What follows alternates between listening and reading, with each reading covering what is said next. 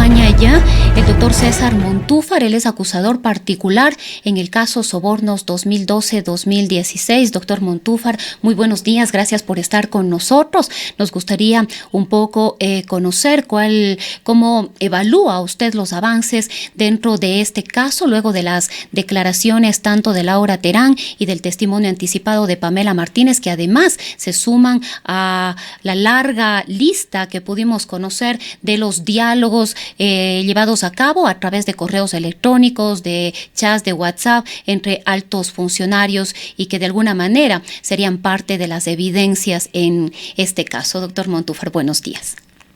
Muy buenos días. En primer lugar quisiera disculparme por las sucesivas descoordinaciones que hemos tenido que me han impedido conversar con ustedes en los días pasados. En segundo lugar, quisiera aclararle que todavía no está calificado nuestra acusación particular, la que presentamos junto a Fernanda Villavicencio. Estamos esperando a que esa acusación sea calificada. Abordando el tema que usted plantea, en realidad creo que estos dos testimonios anticipados, tanto el de Laura Terán como el de Pamela Martínez, en primer lugar corroboran lo que fue publicado ya por los portales electrónicos Mil Hojas y La Fuente, en términos de lo que sucedió en esta trama de corrupción que se estableció a partir precisamente de la presidencia de la República, como parte de la presidencia de la República. Sin embargo, yo creo que ya como testimonio y siendo ya parte de este proceso de instrucción, hay revelaciones que son revelaciones importantes, ¿no? La primera, queda muy claro que se organizó desde Carondelet una estructura paralela, una oficina paralela que estaba destinada a actividades ilícitas, a actividades ilegales, la recepción de fondos ilícitos por parte de empresas y la transferencia, el gasto de esos fondos, la utilización de esos fondos para también fines ilícitos, tanto campañas electorales, detención en la justicia, etcétera, etcétera. Entonces tenemos aquí claramente la formación de una estructura criminal, una estructura delincuencial que estuvo a cargo y al mando, como ha quedado corroborado en los dos testimonios por el expresidente Rafael Correa. Precisamente, doctor Montúfar, usted ya había hablado y ya se había referido en ocasiones anteriores sobre esta estructura. El esquema que presentó Laura Terán evidenciaría lo que ustedes ya habían manifestado, lo que ya se venía denunciando, lo que se sospechaba. Por supuesto que sí. En realidad, lo que tenemos es un caso de delincuencia organizada al más alto nivel del Estado, porque estamos hablando de un grupo que estaba en la cúpula del Estado ecuatoriano, teniendo al expresidente como su jefe, como su cabecilla, que organizó toda una estructura para cometer actos ilícitos. Esos actos ilícitos pasaban precisamente por recoger fondos que eran solicitados, tramitados por distintos funcionarios del gobierno y altos funcionarios y militantes de Alianza País, que a su vez tenían a su encargo ciertas empresas, ¿no? Por ejemplo, el caso de Jorge Glass, que era el segundo en esta organización jerárquica, porque como toda organización delincuencial tiene su jerarquía, él estaba encargado de las grandes empresas de Odebrecht, de Sinohidro, de SK, de las empresas más importantes de los sectores estratégicos. María de los Ángeles Duarte estaba a cargo de otras empresas, Walter Solís de otras. Es decir, cada miembro de esta organización, al mismo tiempo que cumplía funciones en el gobierno, que eran ministros, que era vicepresidente, que era el secretario del agua, etcétera, etcétera, cumplía funciones dentro del gobierno, también eran militantes del movimiento político, y de esa manera iban articulando toda una red de aportes ilegales. Entonces tenemos una estructura delincuencial con una jerarquía, una estructura delincuencial que trabajaba en reserva, en secreto, que trabajaba fuera de la presidencia de la República, que además se identificaba por códigos, por seudónimos, es decir, el presidente Correa era identificado como SP, como RC, es decir, se identificaban con códigos y además mantenían una estructura secreta, una estructura reservada, al punto que, por ejemplo, ayer Pamela Martínez mencionó que el expresidente Correa le llamó ya, luego de haber abandonado el poder desde Bélgica, para pedirle que borrara toda la información, es decir, toda una estructura delincuencial que se creó, una estructura delictiva, pero lo grave, lo que es realmente escalofriante, podríamos decir, es que esta estructura se haya fusionado con la cúpula del Estado ecuatoriano, con la presidencia de la República, con los sectores estratégicos, con diversos ministerios de Estado y además con el partido gobernante, con la cúpula del partido gobernante. Doctor Montúfar, hemos escuchado a algunas personas que ya han sido involucradas, Laura Terán, Pamela Martínez, conocemos el caso de Alexis Mera, de María de los Ángeles Duarte, pero de alguna manera sorprende que todavía hayas personas que pese a haber sido mencionadas en algunos de estos procesos no han sido incluidas en el proceso de investigación. Es el caso de Tomislav Topic, también se habla del representante de la compañía Petrochina y otros nombres que pese a estar presentes no han sido involucrados. Sí, es algo que a nosotros nos ha preocupado, que lo hemos anotado, le solicitamos de la fiscal que realizara otras vinculaciones, la fiscal no la hizo, pero aquí hay un tema que vale la pena mencionar, es decir, por ejemplo, nos parece inaudito que la empresa Odebrecht o que los funcionarios de la empresa Odebrecht no sean parte de este proceso. Odebrecht fue la firma que, por ejemplo, más dinero entregó a este fondo ilegal, este fondo llamado, digamos, cínicamente podríamos decir, de solidaridad. Entregó 2.5 millones y sin embargo esta empresa no ha sido vinculada ni sus altos funcionarios. Bueno, estamos a la espera de escuchar por ejemplo, sus declaraciones. ¿Aló? Sí. Sí, lo que decía es que estamos a la espera de escuchar los testimonios también de José Santos y de Geraldo. Así es, esto va a ser el día jueves y viernes. Aquí también uno se pregunta, ya José Santos rindió un testimonio anticipado en el juicio por asociación ilícita, sin embargo no dijo toda la verdad. Allí no mencionó lo del metro de Quito, no mencionó lo de la ruta viva.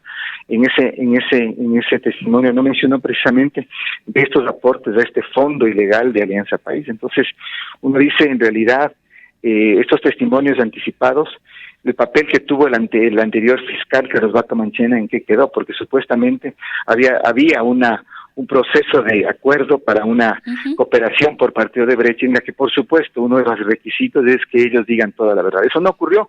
Ahora conocemos un poco más de esta trama de corrupción, sin embargo estamos prestos a escuchar estos testimonios tanto de Geraldo de Sousa como de José Ciao Santos. Ahí también queda otra de las inquietudes que tiene relación a lo que usted acaba de manifestar y los viajes de altos funcionarios de gobierno a Brasil, la famosa lista de Odebrecht. ¿Qué pasó con esa lista? Mire, ahí hay un tema importante. En los meses de mayo, junio y julio del año 2017, cuando el ex fiscal Vaca Mancheno recién asumió el cargo de fiscal, hubo varios viajes del mismo fiscal general, como acompañado de otros funcionarios de la Fiscalía a Brasil. Y en esos viajes llegaron, digamos, a un acuerdo con la firma Odebrecht y llegaron a un acuerdo también con la Procuraduría brasileña. Parte de ese acuerdo fue, por supuesto, el que Odebrecht y la Procuraduría entregaran a la Fiscalía ecuatoriana toda la información. Se entendía que lo que presentaron en el juicio por asociación ilícita era todo lo que fue entregado. Ahora sabemos con claridad que no fue así, que está, por ejemplo, lo del metro de Quito, está lo de la ruta viva, está todos esos aportes en este fondo del caso Arroz Verde, sobornos 2012-2016. Y entonces ahí no sabemos quién engañó a quién. Si es que Odebrecht engañó a la Fiscalía ecuatoriana, entonces estamos ante una situación muy grave. Y estaríamos ante una situación más grave todavía si es que en realidad hubo un acuerdo entre Odebrecht y el fiscal general Vaca Mancheno para no hacer pública toda la información y por lo tanto dejar en impunidad estos otros casos de corrupción. Eso tiene que ser aclarado. Por eso es que no nos parece que sea el asunto tan simple ahora, como el procurador ha mencionado, el que se haga un nuevo acuerdo con Odebrecht que incluso esté pensando en el retorno de esta empresa al país, cuando en realidad que es un asunto esencial, no ha sido aclarado. Creo que los ecuatorianos tenemos que saber toda esta trama de corrupción y de esa forma, entonces ahí sí pensar en un acuerdo de cooperación con Odebrecht, que esta firma incluso, es cínico y hasta ofensivo que esté pensando nuevamente en retornar al Ecuador. Doctor Montúfar, le hemos escuchado o le hemos leído al expresidente de la República, Rafael Correa, a través de su cuenta de Twitter y a un importante número de personas también cercanas aún al correísmo de que todavía no tenemos evidencia que efectivamente le vincule al exmandatario y esto al parecer se reduciría únicamente a un préstamo de $6,000. ¿Cómo queda la situación del exmandatario y de otros funcionarios de gobierno? Jorge Glass Espinel ya se encuentra detenido, Alexis Mera, María de los Ángeles Duarte, Walter Solís, etcétera, y me parece, si no estoy equivocada, otros 25 funcionarios y exfuncionarios que estaban de alguna manera involucrados. A ver, para responder esta pregunta, tal vez lo interesante o valdría comenzar un poco describiendo en qué consiste, por ejemplo, el delito de cohecho. El delito de cohecho implica el recibir aportes ilegales por parte de un tercero para favorecerse personalmente o para favorecer a otros. Pero de alguna manera, sí, doctor Montúfar, perdón que le interrumpa. Hay la recepción de aportes ilegales. Sí, perdón que le interrumpa, doctor Montúfar. Ellos hablan de que este era el Fondo de Solidaridad de la Presidencia y que como cualquier fondo de solidaridad recibía recursos y fondos y aportes y donaciones. Sí, pero en realidad estaba recibiendo de empresas que después eran las beneficiarias de grandes contratos con el Estado ecuatoriano. Nada más ni nada menos que Odebrecht, sino Hidro, SK, Hidalgo, el Grupo Azul. Es decir, no es que eran personas que por buena fe entregaban dinero. Además, ese dinero era utilizado en actividades ilegales. Pero es evidente que Odebrecht entregaba esta plata, que Hidalgo entregó este dinero, que SK entregó este dinero, que Hidro entregó este dinero, en función de obtener contratos con el Estado. O sea, ese nexo es un nexo irrebatible. Es decir, nadie entrega $2 millones por generosidad a un partido político. Además eso en el marco de que además haya un juicio con sentencia en la que hubo también corrupción con los contratos de Odebrecht. Estoy mencionando solamente el caso de Odebrecht, hay muchísimas más empresas nacionales y extranjeras. Entonces ahí hay un vínculo que es un vínculo muy claro, en esta situación. Eso en primer lugar. En segundo lugar, aquí tenemos que decir, cohecho es recibir aportes ilegales, ¿no es cierto?, o favores, o cualquier otro tipo de beneficio para favorecerse a sí mismo o a otra persona, ¿sí?, o a terceros. Está claro que hubo aportes ilegales, que hubo aportes indebidos por parte de estas empresas. Ahora, esos aportes eran utilizados ¿en qué? En Alianza País, ¿no es cierto?, en casos de intervención en la justicia como el 30S, ¿no es cierto?, en homenajes, en otras cosas, en seguridad presidencial, incluso, ¿sí?, en movilización de simpatizantes con comida y todo para que le acompañen al expresidente. Entonces, vamos a decir que ninguno de estos recursos le benefició a la cuenta personal del expresidente Rafael Correa.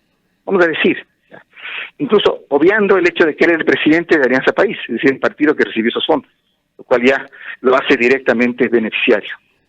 Pero vamos a suponer que no existieran ese tipo de préstamos, ese tipo de situaciones.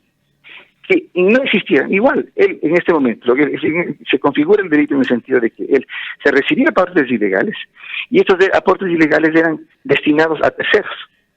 Alianza País, los procesos judiciales, los beneficiarios de otro tipo de aporte, digamos, de contribuciones que se hacía con este fondo. Entonces, el delito queda claramente configurado. Además, y el punto principal, es lo que ha sido demostrado tanto en la computadora como en testimonios de Laura Terán y de Pamela Martínez, que Rafael Correa no solo tenía total conocimiento de esta oficina, que era una oficina de la Presidencia de la República, con funcionarios de la Presidencia de la República, sino que además era el jefe de esta organización. Esta organización se montó por su disposición, por su orden, y las decisiones principales de esta oficina se tomaban sobre la base de su conocimiento y de su orden. Entonces, digamos, el argumentar de que solamente han sido $6,000, yo digo es secundario, es absolutamente secundario. Pudieran no haber esos préstamos, que en realidad hasta lo que conocemos son dos, uno de 6,000, otro de 20,000. Pudieran no haber esos préstamos, pero el delito está configurado y eso es lo importante. Y este delito de cohecho es un delito imprescriptible, es decir, que no prescribe, no caduca. Y en segundo lugar, puede ser juzgado en ausencia. Creo que eso es tan importante porque así lo establece la Constitución. ¿Usted considera que tal y como se está llevando el proceso va a, de alguna manera, a alcanzar realmente al expresidente de la República, Rafael Correa? se viene barajando la posibilidad desde el ex movimiento oficialista de un retorno al país de Rafael Correa y para emular de alguna manera la situación de la Argentina con una posible candidatura del ex mandatario a la vicepresidencia de la República para las elecciones del año 2021. ¿Usted cree que esto sea posible? Yo creo que en realidad hay muchísima evidencia clarísima, elementos de convicción que apuntan a lo que le acabo de mencionar. Rafael Correa era el jefe de esta organización delincuencial, pero como le digo, más allá de que él retorne o no, ese es un delito imprescriptible que puede ser juzgado en ausencia. Entonces me parece que desde esa perspectiva, creo que el tema político, el tema electoral, el tema de las especulaciones, de que puede ser candidato, me parece que quedan en segundo orden. Él tiene aquí en este momento una situación judicial, un proceso judicial que tiene que responder, y a partir de eso es entonces que tendrá que definirse el futuro del expresidente. Doctor Montúfar, ¿hasta cuándo esperan ustedes una respuesta para ser considerados como acusadores particulares, tanto Fernando Villavicencio como usted en este caso, y cuáles serían las implicaciones de aquello? A ver, nosotros presentamos nuestra acusación particular hace 2 semanas, ya fuimos llamados la semana pasada al reconocimiento de firma, y bueno, estamos en este momento a la espera, ¿no? A la espera de que nuestra acusación particular sea aceptada. Eso ya nos convertiría en parte procesal. Creo que hay que tomar en cuenta que la base, más del 90% de la evidencia con que se abrió esta instrucción fiscal proviene de la investigación que realizó Fernando Villavicencio, otro acusador particular. Entonces creo que tendremos la oportunidad de ya como acusadores particulares de hacer un aporte al proceso, en primer lugar. ¿Esto les permite aportar nuevas evidencias, nuevas pruebas, alguna otra información adicional? Y sobre todo el conocimiento de lo que existe, ¿no? Porque esto es una cantidad enorme de información. Que incluso, por ejemplo, a la Fiscalía se les había pasado el detalle de ese préstamo de $20,000, que vuelvo y repito, no es por el monto, es porque con el registro de ese préstamo se establece claramente que Rafael Correa estaba totalmente enterado de los asuntos, y que su persona corresponde a las siglas SP, señor presidente, y RC, donde respondería a Rafael Correa. Entonces, hay evidencia que nosotros conocemos con mucha mayor profundidad. Y en segundo lugar, yo creo que es importante aquí la participación de la ciudadanía, en el sentido de que quede muy claro que este tiene que ser un proceso que tiene que llegar hasta las últimas consecuencias, sin olvidos ni protección a nadie. Es lo que a nosotros nos ha preocupado, por la no vinculación de los funcionarios de Brecht, por la no vinculación de Tomislav Topic, la no vinculación del ex fiscal Vaca Mancheno, que creo que aquí también merecería haber sido vinculado. ¿Hay una confianza renovada en la justicia ecuatoriana, doctor Montúfar, en cuanto a estos casos, a los casos de corrupción? Veamos, yo no me quisiera adelantar. ¿No es muy optimista? No soy ni optimista ni pesimista. Yo creo que realmente la institucionalidad está puesta a prueba. Este posiblemente va a ser el juicio más importante en la historia nacional. Creo que evidentemente es inaudito, es inédito el que que en la cúpula del Estado ecuatoriano se ha organizado una estructura de delincuencia organizada. Eso no lo hemos visto, ni siquiera lo podíamos imaginar. Como usted decía, yo vengo trabajando en esta tesis desde algún tiempo, tengo incluso un trabajo académico y varias ponencias que he presentado en perspectiva de definir a la Revolución Ciudadana como un caso de delincuencia organizada estatal. Ese es un tema académico que lo he venido trabajando en los últimos años, y que cada vez se sigue comprobando más, se sigue ratificando, se sigue corroborando. Y lo que el día domingo el país miró atónito cuando Laura Terán hizo un cuadro sinóptico de la estructura de esta organización criminal. Realmente es algo que a mí personalmente me puso la piel de gallina, porque jamás me pude imaginar que las cosas estaban tan bien organizadas, que estuvieron tan detalladamente preconcebidas, que era un plan tan bien elaborado, que evidentemente representa una tragedia en la historia del Ecuador. Bien, queremos agradecer al doctor César Montúfar, quien junto a Fernando Villavicencio esperan todavía ser incorporados como acusadores particulares en el caso Sobornos 2012-2016.